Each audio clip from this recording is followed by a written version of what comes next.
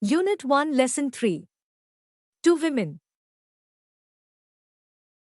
Valentina Tereshkova was born in the village Maslennikovo, Tutayevsky District, in central Russia. Tereshkova's father was a tractor driver and her mother worked in a textile plant. Tereshkova began school in 1945 at the age of 8, but left school in 1953 and continued her education through distance learning. She became interested in parachuting from a young age and trained in skydiving at the local Aero club, making her first jump at age 22 on 21st May 1959. At that time she was employed as a textile worker in a local factory. It was her expertise in skydiving that led to her selection as a cosmonaut.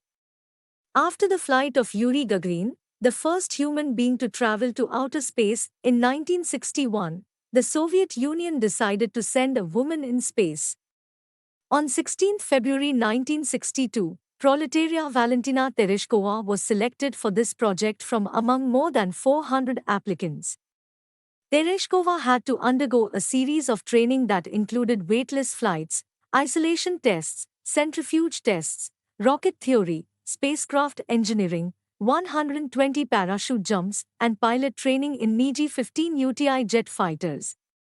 Since the successful launch of the spacecraft Vostok 5 on 14 June 1963, Tereshkova began preparing for her own flight. On the morning of 16 June 1963, Tereshkova and her backup cosmonaut Solovyova were dressed in spacesuits and taken to the space shuttle launch pad by a bus.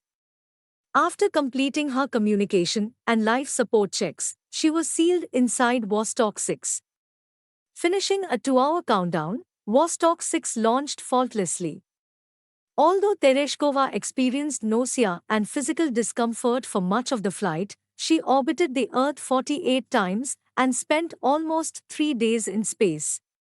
With a single flight, she logged more flight time than the combined times of all American astronauts who had flown before that date.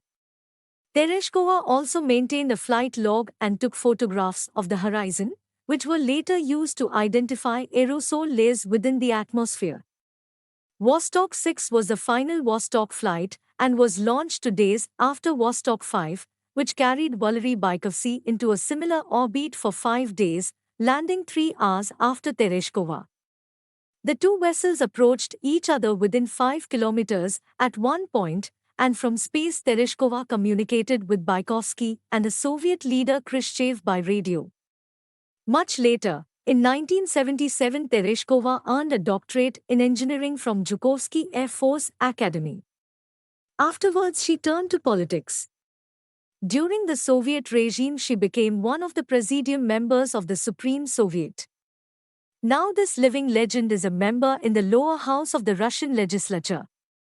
On her 70th birthday, when she was invited by the Russian Prime Minister Vladimir Putin, she expressed her desire to fly to Mars, even if for a one-way trip.